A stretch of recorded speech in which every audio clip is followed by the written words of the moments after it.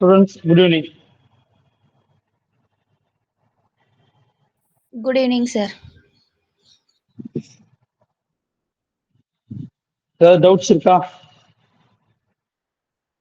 எக்கனாமிக்ஸ்ல கடந்த வகுப்புகள்ல ஏதாவது சந்தேகம் இருக்கிறதா? சரி, இன்னைக்கு நம்ம பார்க்கக்கூடியது அடுத்து மிக முக்கியமான டாபிக்யா 5-year பிளான், 5 ஆண்டு திட்டங்கள் அல்லது இந்திய பொருளாதாரத்தின் திட்டமிடுதல். கட்டாயம் டிஎன்பிசியினுடைய எந்த தேர்வாக இருந்தாலும் ஒரு கேள்வி கட்டாயமாக, மினிமம் சொல்றேன், மேக்சிமம் 2 அல்லது 3 கேள்விகள் கேட்பதற்கும் இதுல வாய்ப்பு இருக்கிறது. அதனால கவனமாக இந்த பகுதியை நம்ம பார்க்கணும். இது எல்லாமே முக்கியம். சரிங்களா? சரி, இப்ப பிளானிங் அப்படின்னா என்ன, திட்டமிடுதல் அப்படின்னா என்ன, என்ன பண்ணுவோம்? அதுல ரொம்ப சிம்பிள். நாட்டில் இருக்கக்கூடிய ரிசோர்சஸ், வளங்களை ஆய்வு செய்து, அப்ப அந்த கையில இருக்கக்கூடிய ரிசோர்சஸை வைத்துக்கொண்டு, வளங்களை வைத்துக்கொண்டு மக்களுக்கு தேவையான அடிப்படை திட்டங்கள் அனைத்தையும் செயல்படுத்துவதற்கான ஒரு பிளானிங். சரிங்களா? இப்ப பாருங்க, இந்த பிளானிங் அப்படின்ற மெத்தட், திட்டமிடுதல் என்பது உலகத்துல முதல்ல எங்க உருவானது அப்படின்னு பாத்தீங்கன்னா ரஷ்யாவில். முதல் உலக போருக்கு பிறகு ரஷ்யாவில் ஏற்பட்ட பொருளாதார நெருக்கடி நிலையை சமாளிப்பதற்காக 1928ஆம் ஆண்டு 1928ல ரஷ்யா 7 இயர்ஸ் பிளானிங், 7 ஆண்டு திட்டமிடுதலை அறிமுகப்படுத்தியது. சரிங்களா? நம்ம சுதந்திரம் பெற்றதற்கு பிறகு பிளானிங் அப்படின்னு ஒரு கான்செப்ட எங்க இருந்து எடுத்துக்கிட்டோம் அப்படின்னா ரஷ்யாவிலிருந்து எடுத்துக்கொண்டோம். ஆனால் நம்ம நடைமுறைப்படுத்தியது 5 ஆண்டு திட்டம். ரஷ்யா பண்ணது 7 ஆண்டு திட்டம். சரிங்களா? நம்ம பண்ணது 5 இயர்ஸ் பிளான், 5 ஆண்டு திட்டம். மறந்துடக்கூடாது. சரிங்களா? ரொம்ப சிம்பிளா இந்த பிளானிங் அப்படின்ற கான்செப்ட் எங்கிருந்து எடுத்தோம் அப்படின்னா ரஷ்யா, மறந்துட வேண்டாம். முதல் உலக போருக்கு பிறகு ஏற்பட்ட பொருளாதார நெருக்கடி நிலையை சமாளிப்பதற்காக இந்த பிளானிங்க முதல்ல அறிமுகப்படுத்தியது ரஷ்யா. இந்தியா சுதந்திரம் வாங்கியதற்கு பிறகு பிளானிங்காக பிளானிங் கமிஷன் திட்டக்குழுவை உருவாக்கினோம். முதல் 5 ஆண்டு திட்டம் ஏப்ரல் 1, 1951 நடைமுறைப்படுத்தப்பட்டது. இது பேசிக் தான். இப்போ ஃபர்ஸ்ட் நம்ம பாருங்க, திட்டமிடுதலின் பரிணாம வளர்ச்சி என்ன, the historical evaluation of planning in India. சரிங்களா? சரி, ஃபர்ஸ்ட் பாருங்க, மிக முக்கியமானது எம் விஸ்வேஸ்வரய்யா எப்படி இந்தியாவிற்கு ஒரு அரசியலமைப்பு தேவை அப்படின்னு சொல்லி எம்என் ராய் அவர்கள் குறிப்பிட்டாரோ, அதே மாதிரி இந்தியாவினுடைய வளர்ச்சிக்கு திட்டமிடுதல் அவசியம் என்கிற கருத்தை முதலாக நமக்கு தெரிவித்தவர், தெரியப்படுத்தியவர் எம் விஸ்வேஸ்வரய்யா. ஏற்கனவே குரூப் 4ல ஒரு கேள்வி கேட்டாங்க. இவர் மைசூர் மாகாணத்தினுடைய எத்தனாவது திவானாக இருந்தார்? மறந்துடக்கூடாது, 19வது திவான். நோட் பண்ணி வச்சீங்க. Is the 19th Dewan of Mysore.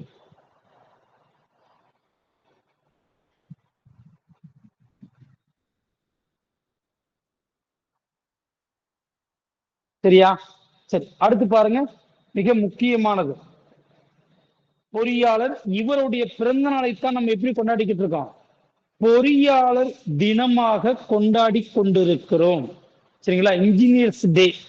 அடுத்து பாருங்க, 1934ல 1934ல திட்டமிடுதலுக்கான அடித்தளத்தை உருவாக்கியவர். இவர் வெளியிட்ட புத்தகம் தான் பாருங்க, இந்திய பொருளாதார திட்டமிடுதல், த பிளானிங் ஆஃப் இந்தியா. இந்திய பொருளாதார திட்டமிடுதல் என்கிற புத்தகத்தில் பாருங்க 10 ஆண்டு திட்டத்தை பரிந்துரை செய்தார். அப்ப இவர் பரிந்துரைத்தது, ரெக்கமெண்ட் பண்ணது 10 இயர்ஸ் பிளானிங். சரிங்களா? இந்தியாவுடைய வளர்ச்சிக்காக 10 ஆண்டு திட்டத்தை நமக்கு பரிந்துரை செய்திருப்பார், மறந்துடக்கூடாது. சரிங்களா? மைசூர் மாகாணத்தின் திவானாக பணியாற்றியவர். ஒரே ஒரு நிமிஷம் தான்.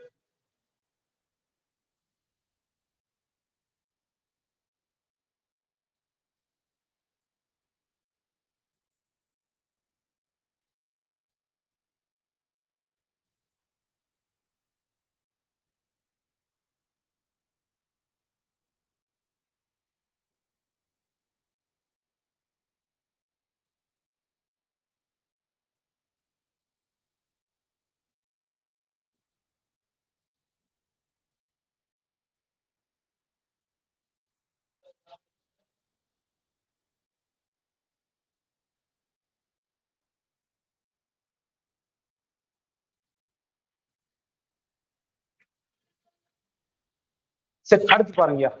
The first one, M Visvesvaraya the பிளானிங்கான ஃபவுண்டேஷன், அடித்தளத்தை உருவாக்கி கொடுத்தவர். அடுத்து பாருங்க, இரண்டாவது Jawaharlal Nehru, national planning committee. இங்க ஒரு விஷயத்தை நம்ம தெரியப்படுத்திக்கணும். 1938 கவனமா பாருங்க, 1938 ஹரிபுரா காங்கிரஸ் மாநாடு, ஹரிபுரா ஐஎன்சி செஷன். இதனுடைய தலைவர் யாருன்னு பாத்தீங்கன்னா ஜவஹர்லால் நேரு. சரி, இதனுடைய தலைவர் நேதாஜி சுபாஷ் சந்திர போஸ். இந்த காங்கிரஸ் மாநாட்டில் தான் நேதாஜி அவர்கள் ஜவஹர்லால் நேரு தலைமையில் நேஷனல் பிளானிங் கமிட்டியை உருவாக்குனாரு. இன்னும் ஒருபடி மேல சொல்லணும்னாக்க, நேதாஜி நேஷனல் பிளானிங் கமிட்டியை உருவாக்கி அதனுடைய ஆரம்ப கால தலைவராக நியமித்தது எம் விஸ்வேஸ்வரையாவை. பட் எம் விஸ்வேஸ்வரையா அனைவருக்கும் தெரிந்த நபராக இல்லை என்பதால் ஜவஹர்லால் நேரு தலைவராக நியமிக்கப்படுகிறார்.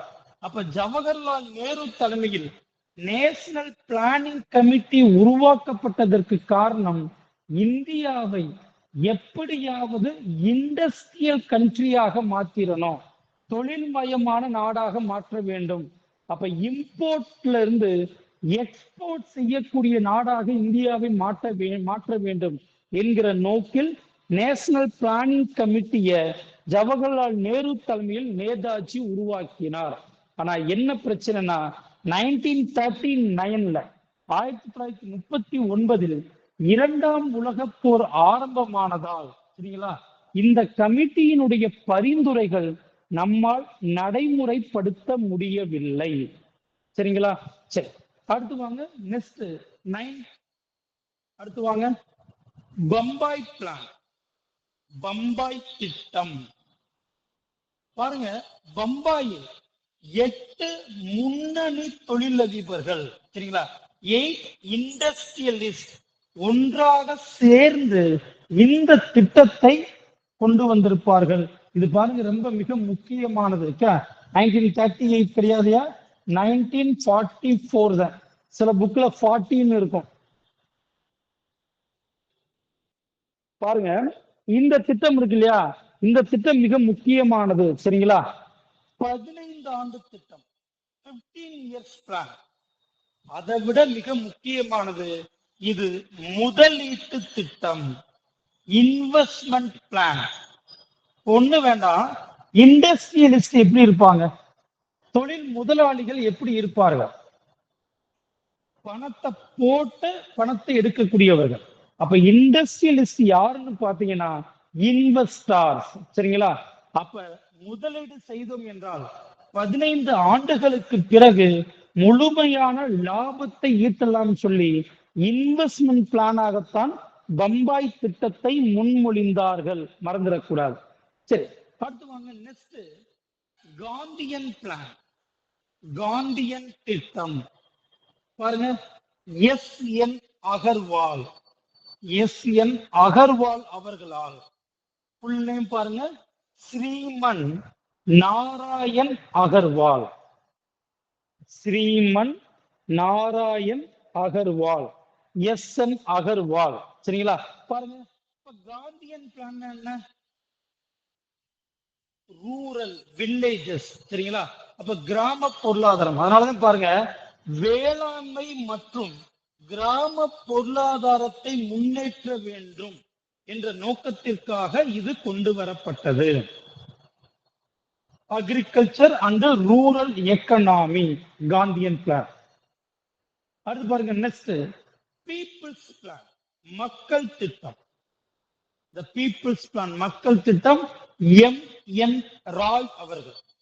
எம்.என். ராய். இங்க பாருங்க, மிக முக்கியமானது, வேளாண் உற்பத்தி விநியோகம் ரெண்டையுமே மிஷின்ஸ் இயந்திரமயமாக்க வேண்டும்.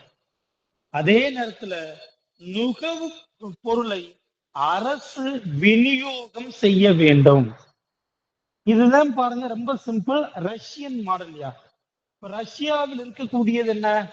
பொருளை உற்பத்தி செய்யலாம், என்ன ரேட்டுக்கு விற்க வேண்டும், சரிங்களா, எவ்வளவு பொருளை விற்க வேண்டும் என்பதை அரசு தீர்மானிக்கும்.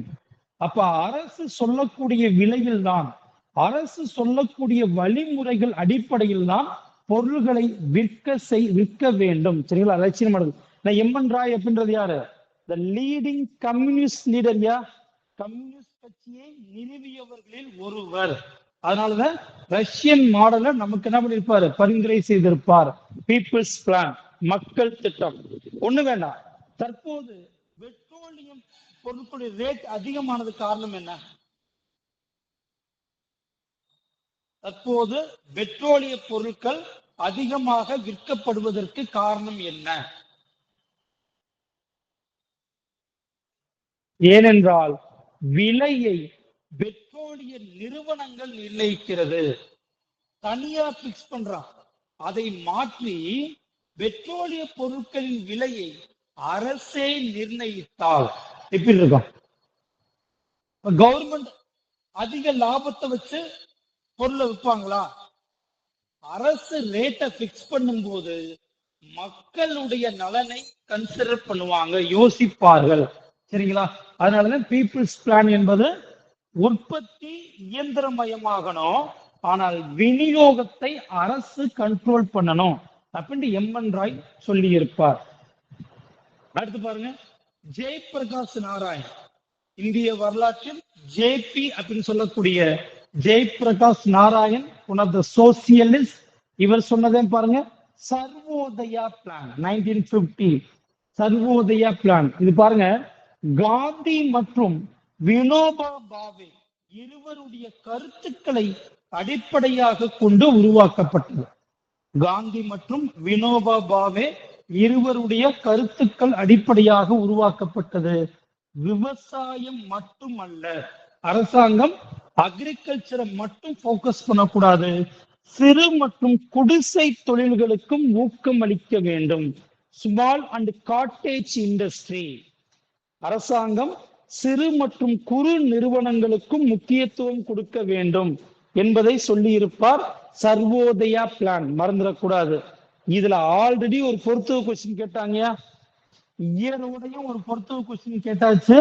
அதே நேரத்துல ஒவ்வொரு பிளான் எதை போக்கஸ் பண்ணுது அப்படியும் ஒரு மேட்ச் ஆஃப் தி ஃபாலோயிங் கேட்டாங்க. மறக்காம இது அனைத்தையும் படிச்சிடணும். சரி, இப்ப அடுத்து வாங்க, திட்டமிடுதல் அவசியமா? திட்டமிடுதலுடைய பாசிட்டிவ் நெகட்டிவ்ஸ் என்ன? அப்ப எதற்காக திட்டமிடுதல் அவசியம் அப்படின்னா பாருங்களேன், சந்தை இயக்கத்தை முடுக்கி விடுதல். அது என்ன? சந்தை வேகத்தை முடுக்கி விடுதல்னா என்ன? ஃபாஸ்ட், வேகப்படுத்துவது. அப்ப பாருங்க, நாட்டில் பொருளாதார மந்த நிலை இருக்கும் பொழுது அப்ப என்ன பண்ண அரசாங்கம்? மக்கள் கைகள்ல பணப்புழக்கத்தை அதிகப்படுத்தி மக்களுடைய வாங்கும் திறனை வேகப்படுத்தணும். அப்ப மக்கள் எல்லாருமே பொருளை வாங்க ஆரம்பிச்சுட்டாங்க. என்ன நடக்கும்? மக்கள் எல்லாருமே போட்டி போட்டுக்கிட்டு பொருள் வாங்குறான். அப்ப பொருளுடைய உற்பத்தி அதிகமாகும். அப்ப உற்பத்தி அதிகமாகும் பொழுது அனைவருக்கும் வேலை வாய்ப்பு கிடைக்கும். அனைவருக்கும் வேலை வாய்ப்பு கிடைத்தால் வறுமை குறையும், எஜுகேஷன் டெவலப் ஆகும், எல்லாம் பண்ணும். அப்ப எப்ப எல்லாம் மக்கள் பொருட்களை வாங்க முடியாமல் கஷ்டப்படுகிறார்களோ அப்பொழுதெல்லாம் அரசு சரியான திட்டமிடுதல் மூலமாக பொருட்கள் வாங்குவதை வேகப்படுத்த வேண்டும். மறந்துடக்கூடாது, இதுக்கு பிளான். அடுத்து பாருங்க, வேலையின்மையை அகற்றுதல். அப்ப வேலையின்மையை எப்படி அகற்றுவாங்க? வேளாண் துறை மற்றும் தொழில்துறைக்கு முக்கியத்துவம் கொடுப்பது, இன்ஃப்ராஸ்ட்ரக்சர் உள்கட்டமைப்பை முன்னேற்றுவது, பணம் மற்றும் மூலதன அங்காடிகள், அதாவது money market and capital market. Money market and capital market. Money market அப்படின்னா பணப்புழக்கத்தை அதிகப்படுத்துவது, பணப்புழக்கத்தை குறைப்பது. கேபிட்டல் மார்க்கெட்னா இன்வெஸ்ட்மெண்ட். சரிங்களா? மறந்துடக்கூடாது. இதுதான் பாருங்க, மானிட்டரி பாலிசின்னு பார்ப்போம் பின்னாடி. பணவியல் கொள்கை வரும்போது monetary policy, bank rate, CRR, SLR எல்லாத்தையும் படிப்போம். அடுத்து பாருங்க, வறுமை மற்றும் ஏற்றத்தாழ்வுகளை குறைப்பதற்கு நாட்டில் சரியான திட்டமிடுதல் கொள்கையின் மூலமாக வறுமை மற்றும் ஏற்றத்தாழ்வுகளை குறைப்பதற்கு பிளானிங் அவசியம் அப்படின்னு சொல்லுவாங்க. அப்ப ரொம்ப சிம்பிள் பாருங்க, 3 கண்டிஷன் தான். ஒண்ணு, பொருளாதார மார்க்கெட்டை வேகப்படுத்தணும், வேலை வாய்ப்பை குறைக்கணும், வறுமையை குறைக்க வேண்டும். சரிங்களா? இதற்கு பிளானிங் அவசியம். திட்டமிடுதலுக்கு எதிரான கருத்து என்ன? திட்டமிடுதலுக்கு எதிரான கருத்து ஃபர்ஸ்ட் ஒன் பாருங்க, தன் விருப்பம் போல் செயல்பட இயலாமை. கரெக்டா? ஏன்னா அரசு ஒரு திட்டத்தை உருவாக்கி அந்த திட்டத்தை நடைமுறைப்படுத்தும். மக்கள் விரும்பினதை இஷ்டத்துக்கு பண்ண முடியாது. அரசு என்ன பிளானிங்ல, என்ன திட்டத்தில் குறிப்பிட்டிருக்கிறார்களோ அதை அப்படியே செயல்படுத்தியாக வேண்டும், நடைமுறைப்படுத்தி ஆக வேண்டும். அடுத்து இரண்டாவது, தன் முனைப்பு குறைதல். எல்லாமே அரசாங்கமே முடிவு செய்யும் பொழுது, உதாரணத்திற்கு நிறைய இடங்கள்ல மக்கள் வேலைக்கு போவதில்லை, குடிகாரர்களாக மாறுகிறாங்க. ஏன்? குறிப்பாக வறுமை கோட்டுக்கு கீழே இருக்கக்கூடிய ஏழை குடும்பங்களுடைய நிறைய ஆண்கள் குடிகாரர்களாக மாறுவதற்கு காரணம் என்ன? அரசாங்கம் இலவசங்களை கொடுத்துருது. மாசம் 1000 ரூபாய் கொடுத்துறாங்க, பெண்கள் படிப்புக்கு 1000 ரூபாய் கொடுத்துறாங்க, மாணவர்கள் படிப்புக்கு 1000 ரூபாய் வந்துருது. சரியா? வயதான பாட்டிகளுக்கு, தாத்தாக்களுக்கு ஒரு 1200 ரூபாய் கொடுத்துறாங்க. ரேஷன் கடையில இலவசமாக அரிசி போட்டுறாங்க. அப்புறம் வேற என்ன? எதுக்கு போய் கஷ்டப்பட்டு வேலை பார்த்துக்கிட்டு? இது எதையுமே அரசாங்கம் கொடுக்காமல் இருந்தால் குடும்பத்தை நடத்துவதற்கு அவர் என்ன பண்ணுவாரு? கட்டாயம் வேலை வாய்ப்பார். இது எல்லாம் கவர்மெண்ட் கொடுத்துறதுனால, அதை அரசாங்கம் கொடுத்துறாங்கல்ல, ஏன் நம்ம கஷ்டப்பட வேண்டும் என்கிற எண்ணத்திற்கு நிறைய பேர் வந்துடுறாங்க. அப்ப சொந்தமாக முயற்சி செய்ய மாட்டார்கள். அரசாங்கமே பிளான் பண்ணி கொடுக்கட்டும், கொடுத்ததுக்கு அப்புறம் அரசு திட்டமிட்டு கொடுத்ததுக்கு அப்புறம் நம்ம செயல்பட்டு கொள்ளலாம்னு சொல்லிட்டு அரசாங்கத்தை குறை கூறிக்கொண்டே இருப்பது. அடுத்து பாருங்க, அந்த திட்டத்தை அரசு செயல்படுத்துவதற்கு அதிகமான நிர்வாக செலவுகள் ஏற்படுவது. கரெக்டா? அந்த திட்டத்தை செயல்படுத்துவதற்காக எல்லா ஆபீசர்ஸையும் அப்பாயிண்ட் பண்ணி அந்த ஆபீசர்ஸ் எல்லாம் சரியாக செயல்படுகிறார்களா என்பதை கண்காணிப்பதற்கு நிறைய நிர்வாக செலவுகள் ஆகிறது. அடுத்து பாருங்க, முன்கணிப்பில் உள்ள சிரமங்கள். இப்ப இந்த ஆண்டிற்குன்னு சொல்லி ஒரு திட்டத்தை நம்ம நடைமுறைப்படுத்திடுறோம். இப்ப திடீர்னு நிலநடுக்கம் வந்துருச்சு, கொரோனா மாதிரியான எபிடமிக் டிசீஸ் வந்துருச்சு. அந்த திட்டங்களை செயல்படுத்த முடியுமா?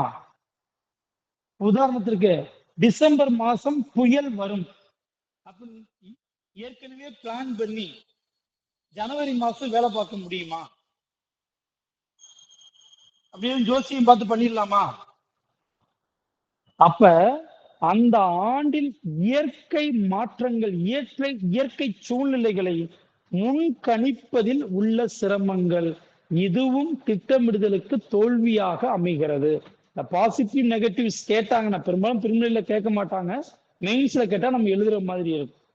அடுத்து பாருங்க 12th ஸ்டாண்டர்ட் புக்ல இருந்து ஒரு விஷயம் கேட்டாங்க அப்படின்னா, ஆர்தர் லூயிஸ் இவர் என்ன சொல்றாருன்னா, பின்தங்கிய நாடுகளில், சரிங்களா, பின்தங்கிய நாடுகள் அப்படின்னா அண்டர் டெவலப்டு, இன்னும் டெவலப்பே ஆகாத நாடுகளில் நேஷனல் இன்கம், தேசிய வருவாயை அதிகப்படுத்துவதற்கு திட்டமிடுதல் அவசியம் என்று குறிப்பிடுகிறார். சரிங்களா? அப்ப டெவலப்பே ஆகாத நாடுகளில் அரசு திட்டமிடுதலை நடைமுறைப்படுத்துவதன் மூலமாக ஒரு டெவலப்மெண்ட்டை அச்சீவ் பண்ண முடியும் என்பதை நமக்கு கூறியவர் ஆர்தர் லூயிஸ். மறந்துட வேண்டாம். சரிங்களா? சரி, அவ்வளவுதையா. இது வரைக்கும் பேசிக்கா பார்த்துட்டோம். இப்ப ஃபர்ஸ்ட் பாருங்க, திட்டமிடுதலுக்காக உருவாக்கப்பட்ட முதல் அமைப்பு national planning committee, national planning commission அல்லது பிளானிங் கமிஷன், அவ்வளவுதான். ரொம்ப சிம்பிளா திட்டக்குழு, பிளானிங் கமிஷன்.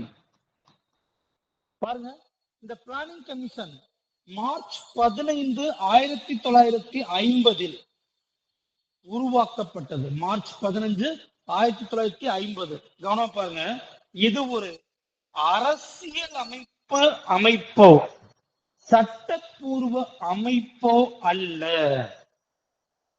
அப்ப என்ன அர்த்தம்? இதற்கு கான்ஸ்டிடியூஷன்ல ஆர்டிக்கல் கிடையாது.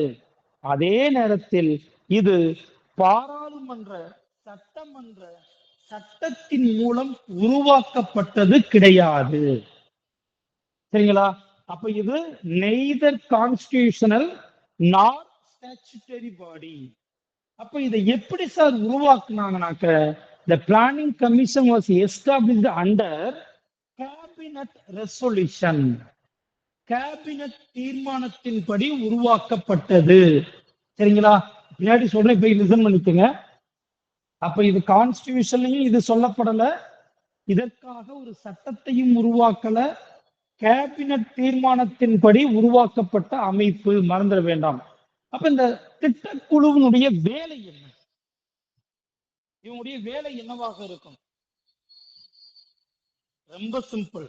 நாட்டில் இருக்கக்கூடிய மூலதனங்கள், கேபிட்டல்ஸ், மனித வளங்கள் அடிப்படையில் நாட்டின் பொருளாதார மேம்பாட்டிற்கான திட்டங்களை உருவாக்குவது, அவ்வளவுதான். இதனுடைய தலைவர் பாருங்க, பிரதமர். பிளானிங் கமிஷனுடைய தலைவர் பிரைம் மினிஸ்டர். கீழே இருக்கக்கூடிய பாக்ஸ் முக்கியமானதுயா, ஏன்னா மான்டெக்ஸின் அலுவலியா குரூப் 4 கொஸ்டின். திட்டக்குழுவின் முதல் தலைவர் ஜவஹர்லால் நேரு, திட்டக்குழுவின் கடைசி தலைவர் நரேந்திர மோடி, முதல் துணைத் தலைவர் குல்சரிலால் நந்தா, கடைசி துணைத் தலைவர் மான்டெக் சிங் அலுவாலியா. இந்த மான்டெக் சிங் அலுவாலியா திட்டக்குழுவின் கடைசி வைஸ் பிரசிடென்ட். துணைத் தலைவர் யார் என்பது ஏற்கனவே டிஎன்பிசில கேள்வி கேட்டாச்சு, நோட் பண்ணிக்கணும். சரி, அடுத்து இரண்டாவது அமைப்பு வாங்க, NTC, national development council. NTC தேசிய வளர்ச்சி குழு இருக்கும். இதுல வேணா தமிழ் புக் வைத்திருப்பவர்கள் இந்த நேஷனல் டெவலப்மெண்ட் கவுன்சில் இருக்கு இல்லையா, இந்த வளர்ச்சிக்கு பதிலாக மேம்பாடு எழுதிக்கலாம். தேசிய மேம்பாட்டு குழு.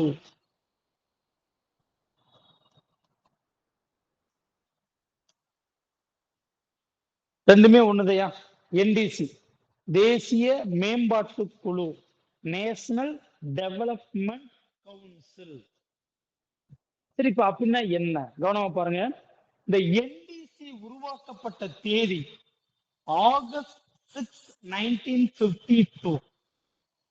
என்டிசி உருவாக்கப்பட்டது ஆகஸ்ட் 6, 1952. இதுவும் பாருங்க, நெய்தர் கான்ஸ்டிடியூஷனல் நார் ஸ்டாச்சுட்டரி பாடி, அரசியலமைப்பில் சொல்லப்படவில்லை, இதற்காக சட்டங்களும் உருவாக்கப்படவில்லை. சரிங்களா? அப்ப இந்த அமைப்பும் பாருங்க, அமைச்சரவை தீர்மானத்தின் கீழ் உருவாக்கப்பட்டது. NDC also established cabinet resolution. அமைச்சரவை தீர்மானத்தின்படி உருவாக்கப்பட்டது. இதன் தலைவர் பாருங்க பிரதமர். NDCயின் தலைவர் பிரதமர் தயா. அடுத்து வாங்க, பிளானிங் கமிஷன் திட்டக்குழுவின் செக்ரட்டரி, செயலாளர், இதனுடைய செயலாளராகவும் பணியாற்றினார். அதே மாதிரி NDC உறுப்பினர்கள் பாருங்க, அனைத்து மாநில முதலமைச்சர்கள், பிளானிங் கமிஷன் மெம்பர்ஸ், யூனியன் பிரதேசத்துடைய லெப்டினன்ட் கவர்னர்ஸ், யூனியன் பிரதேசத்துடைய நிர்வாகிகள். அதனால பாருங்க, இதற்கு ஒரு மிக முக்கியமான பேர் இருக்கு. இப்ப இந்த அமைப்பு இல்ல. இந்த அமைப்பு இருந்த காலகட்டங்களில் the most powerful organ in India, இந்தியாவில் மிகவும் வலிமையான அமைப்புன்னு சொன்னா என்டிசி. இப்ப என்டிசியினுடைய வேலை என்ன, இது என்ன செய்யும்? நேஷனல் டெவலப்மெண்ட் கவுன்சில் என்ன செய்யும்? பிளானிங் கமிஷன் உருவாக்கின 5 ஆண்டு திட்டங்களுக்கு ஒப்புதல் வழங்குதல். பிளானிங் கமிஷன் 5 இயர் பிளான உருவாக்கிட்டாங்க. அந்த 5 இயர் பிளான் எப்பொழுது நடைமுறைப்படுத்தப்படும் என்றால் நேஷனல் டெவலப்மெண்ட் கவுன்சில் அனுமதி வழங்கினால் மட்டுமே. சரிங்களா? அப்ப நேஷனல் டெவலப்மெண்ட் கவுன்சில் அனுமதி தரவில்லை என்றால், சரிங்களா, 5 ஆண்டு திட்டங்களை நடைமுறைப்படுத்த முடியாது. அதனாலதான் most powerful organ in India அப்படின்னு அப்ப சொல்லுவாங்க. சரி, இப்ப பாருங்க, ஒரு விஷயத்தை நம்ம தெளிவுபடுத்திடணும். பிளானிங் கமிஷன் திட்டக்குழு இப்ப இருக்கா? இல்ல சார். திட்டக்குழு நிதி ஆயோக் என்கிற அமைப்பாக மாறிவிட்டது. சரிங்களா? திட்டக்குழு தற்போது இல்லை, நிதி ஆயோக் என்கிற அமைப்பாக மாத்தியாச்சு. அதே மாதிரி நேஷனல் டெவலப்மெண்ட் கவுன்சில் இருக்கா? NDC இருக்கா? NDCயும் கிடையாது. இதையும் எப்படி மாத்திட்டாங்கன்னா, நிதி ஆயோக்கினுடைய கவர்னிங் கவுன்சில், நிர்வாக குழுன்னு மாத்தியாச்சு. NDCயும் நேஷனல் டெவலப்மெண்ட் கவுன்சிலும் இப்ப இல்ல, நிதி ஆயோக்கினுடைய கவர்னிங் கவுன்சில் என மாற்றிவிட்டார்கள். முடிஞ்சா? சரி, இப்ப நம்ம அடுத்து பார்க்க வேண்டியது நிதி ஆயோக். பாருங்க, நிதி ஆயோக் ஆகஸ்ட் 13, 2014 நரேந்திர மோடி அவர்கள் பிரதமராக மாறியதற்கு பிறகு ஒரு அறிவிப்பை வெளியிடுகிறார். 50 ஆண்டு கால நிதி ஆயோக் பிளானிங் கமிஷன் திட்ட குழுவிற்கு மாற்றாக ஒரு புதிய அமைப்பை நாங்கள் உருவாக்க போறோம் என்கிற அறிவிப்பை வெளியிடுகிறார். அப்ப அந்த அறிவிப்பின் அடிப்படையில் ஜனவரி 1, 2015 உருவாக்கப்பட்டதுதான் நிதி ஆயோக். இந்த நிதி ஆயோக்கும் அமைச்சரவை தீர்மானத்தின்படி உருவாக்கப்பட்டது. அப்ப நிதி ஆயோக்கும் என்ன, நெய்தர் கான்ஸ்டிடியூஷனல் நார் ஸ்டாச்சுட்டரி பாடி. அப்ப நிதி ஆயோக்கும் அரசியலமைப்பில் சொல்லப்படவில்லை, அதே நேரத்துல சட்டத்தின் படியும் உருவாக்கப்படவில்லை. அப்ப நிதி ஆயோக் உருவாக்கப்பட்டது அமைச்சரவை குழு தீர்மானத்தின்படி. சரிங்களா, மறந்துட வேண்டாம். அடுத்து பாருங்க, ஏற்கனவே டிஎன்பிஎஸ்சி கொஸ்டின் இருக்கியா, வாட் இஸ் நிதி? நிதி என்றால் என்ன பாருங்க. National institution for transforming India. கேள்வி கேட்டிருக்காங்க. இந்தியாவை உருமாற்றம் செய்வதற்கான தேசிய நிறுவனம். சரிங்களா, national institution for transforming India, மறந்துட வேண்டாம். சரியா, சரி. இப்ப நிதி ஆயோக் பாருங்க, இதன் தலைவர் பிரதமர். நிதி ஆயோக்கினுடைய தலைவர் பிரதமர். இதனுடைய நிர்வாக குழு பாருங்களேன், அனைத்து மாநில முதலமைச்சர்கள். யூனியன் பிரதேசத்தினுடைய முதலமைச்சர் இல்லாட்டினா அட்மினிஸ்ட்ரேட்டர், நிர்வாகி. அது சிறப்பு அழைப்பாளர்கள், பிரதமரால் பரிந்துரை செய்யக்கூடிய ஸ்பெஷல் கெஸ்ட். அடுத்து பாருங்க, துணைத் தலைவர் வைஸ் பிரசிடென்ட் பிரதமரால் நியமிக்கப்படுவார். அடுத்து முழு நேர உறுப்பினர்களும் பகுதி நேர உறுப்பினர்களும், the full time and the half time members இருப்பாங்க. அதுக்கடுத்து பாருங்க, சிஇஓ சீஃப் எக்ஸிகியூட்டிவ் ஆபீசர் பிரதமரால் நியமிக்கப்படுவார். சரிங்களா, இவங்க எல்லாமே நிதி ஆயோக் இருக்கக்கூடிய அதிகாரிகள். இதுல மிக முக்கியமானது இருக்கு, டிஎன்பிஎஸ்சி கேள்வி கேட்டாச்சியா. நிதி ஆயோக்கினுடைய முதல் துணைத் தலைவர் அரவிந்த் பணக்காரியா, அடுத்து ராஜீவ்குமார், தற்போது சுமன் பெரி. ஏன்னா 2014 நிதி ஆயோக் உருவாக்கப்பட்டதிலிருந்து தலைவராக இருப்பவர் பிரதமர் நரேந்திர மோடி. ஏன்னா 2015 உருவாக்கணும், 14 சொல்லி 15 இருந்து இப்போ வரைக்கும் யாருதான் பிரதமரா இருக்கிறது. அதனாலதான் நிதி ஆயோக்கினுடைய தற்போதைய தலைவராக உருவாக்கப்பட்டதிலிருந்து தற்போது வரை நரேந்திர மோடி தலைவராக இருக்கிறார். 3 துணைத் தலைவர்கள் மாறிட்டாங்க, அரவிந்த் பணக்காரியா, ராஜீவ்குமார், சுமன் பெரி. இத வரிசைப்படுத்துகன்னு சொன்னாலும் தெரியணும், மறந்துடக்கூடாது. அடுத்து பாருங்க, சீஃப் எக்ஸிகியூட்டிவ் ஆபீசர், தலைமை நிர்வாக செயல் அதிகாரி சிந்து ஸ்ரீ குல்லர் ஃபர்ஸ்ட். இரண்டாவது அமிதாப் காந்த், பரமேஸ்வரன் ஐயர். தற்போது at present PVR Subramaniam. At present PVR Subramaniam, மறந்துட வேண்டாம். முடிஞ்சா அவ்வளவுதையா. சரி, இப்ப நிதி ஆயோக்கினுடைய 7 பில்லர்ஸ், அடிப்படை தூண்கள் என்ன? நிதி ஆயோக்கினுடைய அடிப்படை தூண்கள். அப்ப நிதி ஆயோக் எதையெல்லாம் போக்கஸ் பண்ணுது? நீ பேர் என்ன? National institution for transforming India, இந்தியாவை உருமாற்றம் செய்வதற்கான தேசிய நிறுவனம். அப்ப எப்படி இந்தியாவை உருமாற்றம் செய்ய போகிறது? சரியா, ஃபர்ஸ்ட் பாருங்களேன், மக்கள் சார்பு.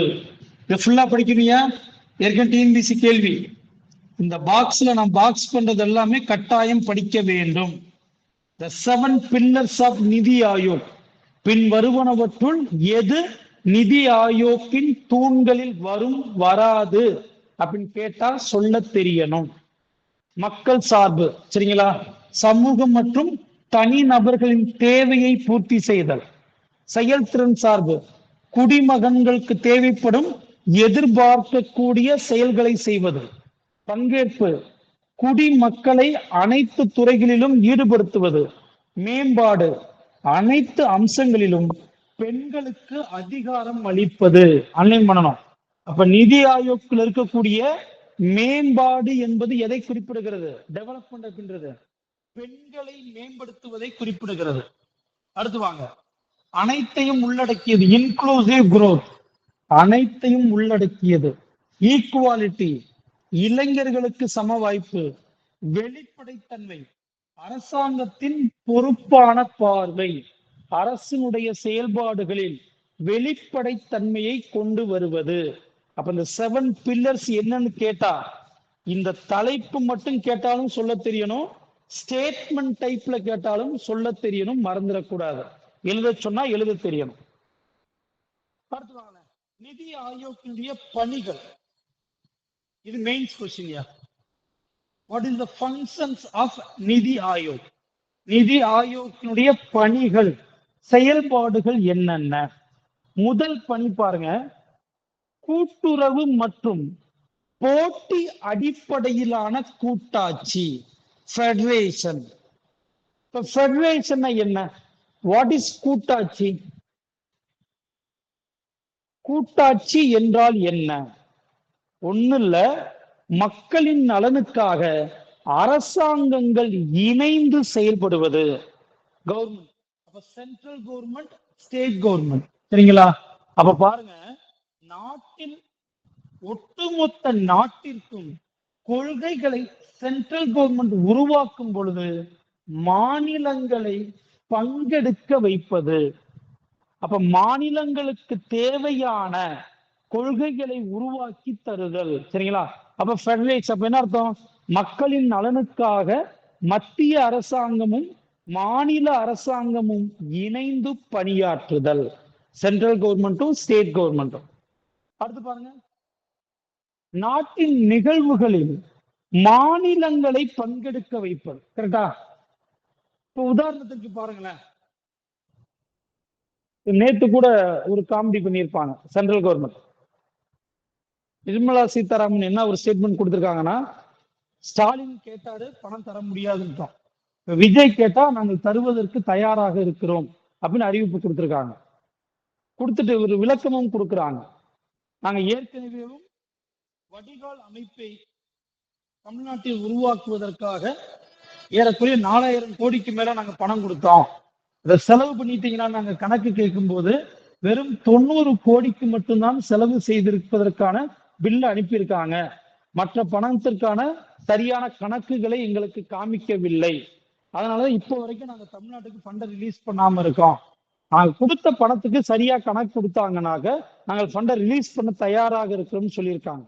அப்ப இந்த மாதிரி ஒவ்வொரு நிகழ்வுகளிலும் மத்திய அரசு மாநிலங்களை பங்கெடுக்க வைப்பதில், சரிங்களா, உத்தியாக பிளானிங் கமிஷன், நிதி ஆயோக்குடைய வேலை என்பது என்னன்னா, மாநிலங்களுடைய கோரிக்கைகளை ஏற்று நாட்டின் வளர்ச்சியில் மாநிலங்களையும் பங்கெடுக்க வைப்பது. அடுத்து பாருங்க, பரவலாக்க திட்டம். இது ரொம்ப முக்கியமான டிஎன்பிஎஸ்சி கொஸ்டின்யா. டீசென்ட்ரலைஸ்டு பிளானிங், பரவலாக்கப்பட்ட திட்டமிடுதல் என்ன? இப்ப உதாரணத்துக்கு உங்ககிட்ட ஒரு கேள்வி கேட்கிறேனே, ஏன் உருவாக்கப்பட்ட பல திட்டங்கள் மக்களுக்கு புரிந்து கொள்ளப்படாமல் இருக்கிறது? என்னைக்காவது திட்டங்களை உருவாக்கும் போது அரசு பொதுமக்களாகிய உங்ககிட்ட கருத்து கேட்டிருக்காங்களா? இல்ல சார். அப்ப அவனுக்கு தேவையானது விரும்புறத ஒரு பிளானிங்கா கொடுத்துடுறாங்க, அதை நாம் ஏற்றுக்கொள்வதில் நிறைய சிக்கல்கள் இருக்கிறது, சரிங்களா? இப்ப இந்த முறையை நிதி ஆயோக் மாத்துதியா? ஏன்னா பாருங்களேன், மேலிருந்து கீழ் என்பதற்கு பதிலாக கீழிருந்து மேல் என்கிற ஒரு திட்டமிடுதல் கருத்தை நடைமுறைப்படுத்துகிறது. அப்ப கீழிருந்து மேல்னா என்ன? கீழே இருக்கக்கூடிய மக்களுடைய கருத்துக்கள் அடிப்படையில் மேல் இருக்கக்கூடிய அதிகாரிகள் திட்டங்களை உருவாக்குகிறார்கள். அதுக்கு பேர் தான் டீசென்ட்ரலைஸ்டு பிளானிங், சரிங்களா? பரவலாக்கப்பட்ட திட்டமிடுதல். கேள்வி இருக்கியா? அடுத்து பாருங்க, தொலைநோக்கு மற்றும் காட்சி திட்டமிடுதல். எதிர்காலத்தை கவனத்தில் கொண்டு இடைக்கால மற்றும் நீண்ட கால திட்டங்களை நிதி ஆயோக் நடைமுறைப்படுத்துகிறது. இது என்னன்னு புரிஞ்சுக்க முடியுதா? ரொம்ப சிம்பிளா உங்ககிட்ட கேட்கிறேன், ஒரு 20 வருஷத்துக்கு அப்புறம் நீங்க எப்படி இருப்பீங்க?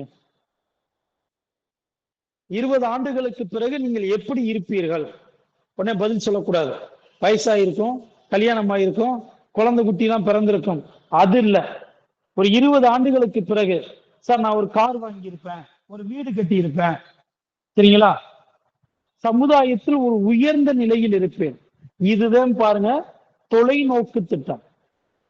அப்ப எதிர்கால காட்சிக்கான இப்ப அந்த நிலையை அடைய வேண்டும் என்றால் இப்ப உங்களுக்கு என்ன கிடைக்கணும்? வேலை கிடைக்கணும். புரியுதா? இன்னைக்கு வேலைக்கு போனாதான் கொஞ்சம் கொஞ்சமா சேர்த்து வச்சு ஒரு 10 வருஷம் 15 ஆண்டுகளுக்கு பிறகு உங்கள் கனவுகளை நனவாக்க முடியும். அப்ப நிதி ஆயோக் என்ன சொல்லுதுன்னா 30 ஆண்டுகளுக்கு பிறகு இந்தியாவை நாங்க டெவலப்டு கண்ட்ரியா மாத்துவோம், வளர்ச்சி அடைந்த நாடாக மாற்றி விடுவோம். அப்படி டெவலப்டு கண்ட்ரியா மாற்றுவதற்கு என்னென்ன தேவை என்கிற நீண்ட காலம் மற்றும் இடைக்கால திட்டமிடுதலை நிதி ஆயோக் நடைமுறைப்படுத்துகிறது. அடுத்து நிபுணர்களின் கூட்டமைப்பு. வெறும் அரசு அதிகாரிகள் மட்டும் இணைந்து திட்டங்களை உருவாக்குவது இல்லை. சரிங்களா? பொருளாதார வல்லுநர்களுடைய கருத்துக்கள் அடிப்படையில் நிதி ஆயோக் திட்டங்களை உருவாக்குகிறது. மறந்துடக்கூடாது. அடுத்து உகந்ததாக்குதல்.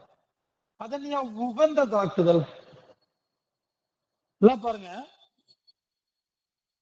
ஒரு திட்டங்களை ஒண்ணு வேண்டாம், சிம்பிளா ஒரு கேள்வி கேட்கிறேன்னு. இன்னைக்கு ரோடுகள் நிறைய குண்டும் குழியுமாக இருப்பதற்கு காரணம் என்ன? எப்பயுமே பாருங்களேன், நெடுஞ்சாலைத்துறை, சாலைத்துறை, ரோடு டிபார்ட்மெண்ட் ரோடு போட்டு போவாங்க. அடுத்து என்ன பண்றது? மின்சாரத்துக்காக தோண்டுவது, குடிநீருக்காக தோண்டுவது. சரிங்களா? அப்படியே ஒவ்வொன்றா தோண்டி என்ன பண்ணிடுவாங்க?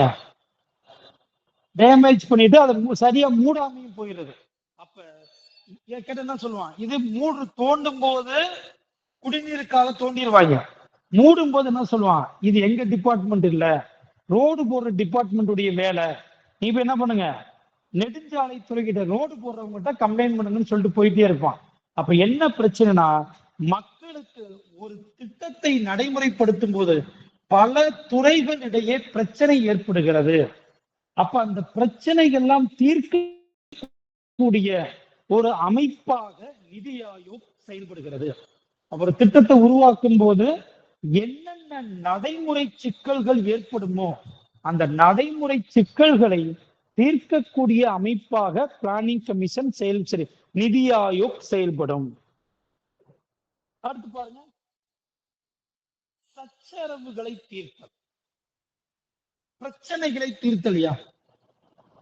அப்ப அரசு திட்டங்களை நடைமுறைப்படுத்தும் போது யாராருக்கு பிரச்சனை ஏற்படும்?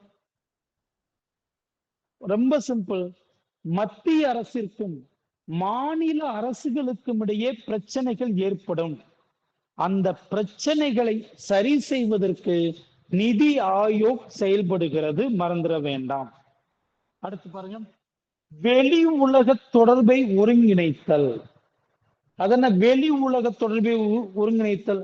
ரொம்ப சிம்பிள் பாருங்க, வெளிநாட்டு நிபுணர்களுடைய ஆலோசனைகள் அடிப்படையில், சரிங்களா, ஒண்ணு வேண்டாம், இந்தியாவுடைய வளர்ச்சிக்காக உள்நாட்டு மற்றும் வெளிநாட்டு நிபுணர்களுடைய கருத்துக்கள் அடிப்படையில் திட்டங்களை உருவாக்கி தருதல் நிதி ஆயோக் செய்யக்கூடிய மிக முக்கியமான வேலை. அடுத்து பாருங்க, உள்நாட்டு ஆலோசனைகளை வழங்குதல். கொள்கைகளை உருவாக்கி தரது மட்டும் நிதி ஆயோக்குடைய வேலை கிடையாது. அந்த திட்டங்களை வகுக்க மாநில மற்றும் மத்திய அரசுகளுக்கு ஆலோசனைகளையும் நிதி ஆயோக் வழங்குகிறது. அப்ப திட்டங்களை உருவாக்கி மட்டும் அவர்கள் தரவில்லை, அந்த திட்டங்களை செயல்படுத்துவதற்கான ஆலோசனைகளையும் நிதி ஆயோக் வழங்குகிறது, மறந்துட வேண்டாம். அடுத்து பாருங்க, ஸ்கில், திறன்களை உருவாக்குதல். சரிங்களா, அரசு துறைகளில் திறன்களை வளர்ப்பதற்கும், சரிங்களா. இப்போ ரொம்ப ஒண்ணா ஸ்கில் இந்தியா ப்ரோக்ராம் சொல்லி ஏன் பண்றாங்க?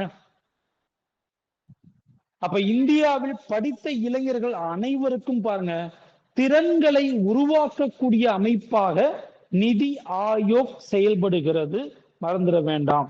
லாஸ்டா பாருங்க, திட்டங்களை செயல்படுத்துதல் மற்றும் கண்காணித்தல்.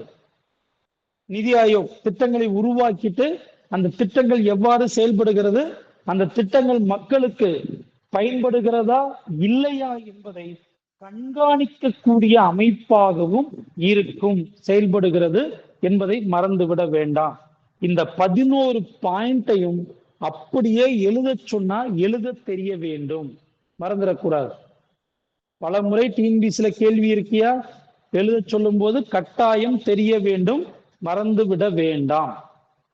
அடுத்து பாருங்களேன், நெக்ஸ்ட் ஒரு பாக்ஸ்ல கொடுத்துருக்கேன்னா, நிதி ஆயோக் வெளியிடக்கூடிய குறியீடுகள் என்னென்ன? நிதி ஆயோக் வெளியிடக்கூடிய இன்டெக்ஸ் குறியீடுகள். இந்த இன்டெக்ஸை ஜஸ்ட் ரீட் பண்ணி வச்சுக்கோங்க. இதுல பேசிக்கா ஒரு கொஸ்டின் கேட்கலாம், பின்வரும் குறியீடுகளில் நிதி ஆயோக் வெளியிடாத அல்லது வெளியிடும் குறியீடுகள் எது எது அப்படின்னு கேட்கலாம், ஒரு பேசிக் கொஸ்டின். அதுக்கடுத்து இது முழுக்க முழுக்க கரண்ட் அஃபேர்ஸ். இந்த ஆண்டு 2026ல நிதி ஆயோக் வெளியிடக்கூடிய இந்த குறியீடுகளில் இந்தியாவில் எந்த மாநிலம் முதலிடத்தில் இருக்கிறது, தமிழ்நாட்டுடைய நிலை என்ன, எந்த மாநிலம் கடைசி இடத்தில் இருக்கிறது என்கிற தகவலை தேர்வுக்கு போறதுக்கு முன்னாடி நம்ம என்ன பண்ணணும், கரண்ட் அஃபேர்ஸ்ல படிச்சுட்டு போகணும். நாங்கள் தருவோம், நீ பயப்பட வேண்டாம். சரியா? சரி, அவ்வளவுதையா? புரிஞ்சா? அப்ப பிளானிங் கமிஷனுக்கு மாற்றாக உருவாக்கப்பட்டது நிதி ஆயோக். நேஷனல் டெவலப்மெண்ட் கவுன்சில், தேசிய மேம்பாட்டு குழுவிற்கு மாற்றாக உருவாக்கப்பட்டது நிதி ஆயோக் கவர்னிங் கவுன்சில், மறந்துட வேண்டாம். சரி, இது வரைக்கும் புரியுதா? ஆன்லைன்ல கிளாஸ் உட்கார்ந்து இருக்கிறவங்களுக்கு இது புரியுதா? யாருக்கும் புரியாமல் இருக்கிறதா? புரியுது சார். உனக்கு மட்டும்தான் புரியுதுன்னு நினைக்கிறேன்ப்பா. மற்றவர்கள் கிளாஸ்ல இருக்கீங்களா இல்லையா? பேசாம ரெகுலரா கிளாஸுக்கு வராதவங்க பேசாம குரூப்ல இருந்து தூக்கி விட்டுடலாமே. ஏன் தேவையில்லாம நீங்களும் குரூப்ல ஒரு 20 பேர் 30 பேர்னு சொல்லிட்டு தேவையில்லாம குரூப்பினுடைய எண்ணிக்கையை உண்மையிலேயே அதிகமாக காமிக்கிற மாதிரி இருக்கு. சரி, பார்ப்போம். இந்த லிஸ்ட் எடுக்கிறேன், ஒரு 2 நாள் லிஸ்ட் பார்த்துட்டு யாரெல்லாம் ரெகுலரா கிளாஸ் அட்டெண்ட் பண்ணலையோ உங்களுடைய எண்களை அந்த வாட்ஸ்அப் குரூப்ல இருந்து தூக்கி விட்டுலாம். அப்புறம் பார்த்து சரி, நெக்ஸ்ட் பாருங்க. அடுத்த தலைப்பாக நம்ம பார்க்கக்கூடியது ஸ்ட்ராட்டஜி ஆஃப் பிளானிங், திட்டமிடுதலுக்கான யுக்திகள். இது கேள்வி கேட்டிருக்காங்க. ஃபர்ஸ்ட் பாருங்க, ஹெரால்ட் டோமன் ஸ்ட்ராட்டஜி. இந்த ஹெரால்ட் டோமன் ஸ்ட்ராட்டஜி பாருங்களேன், இந்தியாவின் முதல் 5 ஆண்டு திட்டம், ஃபர்ஸ்ட் 5-year பிளான் இந்த மாதிரியை அடிப்படையாக கொண்டது. இந்தியாவுடைய ஃபர்ஸ்ட் 5-year பிளான், முதல் 5 ஆண்டு திட்டம் என்பது ஹெரால்ட் டோமன் ஸ்ட்ராட்டஜி. அப்ப இந்த திட்டத்தின் இந்த மாதிரியினுடைய அடிப்படை என்ன? ரொம்ப சிம்பிள், ஒரு நாட்டை மேம்படுத்த வேண்டும். ரொம்ப சிம்பிள். ஏன் முதல் 5 ஆண்டு திட்டத்துல அக்ரிகல்ச்சருக்கு முக்கியத்துவம் கொடுத்தோம்? இது நம்ம எல்லாருக்குமே தெரியும். அப்ப முதல் 5 ஆண்டு திட்டத்தினுடைய காலகட்டம் என்பது 1951 இருந்து 56.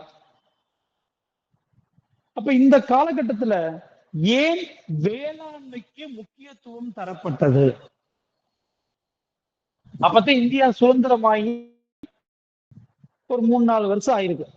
47 சுதந்திரம் வாங்கணும், 51 ஃபர்ஸ்ட் 5-year பிளான். இப்ப நான் கேட்கிற கேள்வி, ஏன் முதல் 5 ஆண்டு திட்டத்தில் வேளாண்மைக்கு முன்னுரிமை வழங்கினோம்? ஏன்னா அந்த காலகட்டத்துல அக்ரி நல்லா பார்க்கணும், எஜுகேஷன் டெவலப் ஆகல, இண்டஸ்ட்ரி பத்தின பெரிய லெவல்ல அறிவு நம்ம கிட்ட கிடையாது. சரிங்களா? அப்ப அந்த இண்டஸ்ட்ரி பத்தின நாலேஜ் இல்லாத காலகட்டங்கள்ல நீங்க இண்டஸ்ட்ரிக்கு முக்கியத்துவம் கொடுத்திருந்தால் மக்கள் பணியாற்றி இருக்க முடியுமா?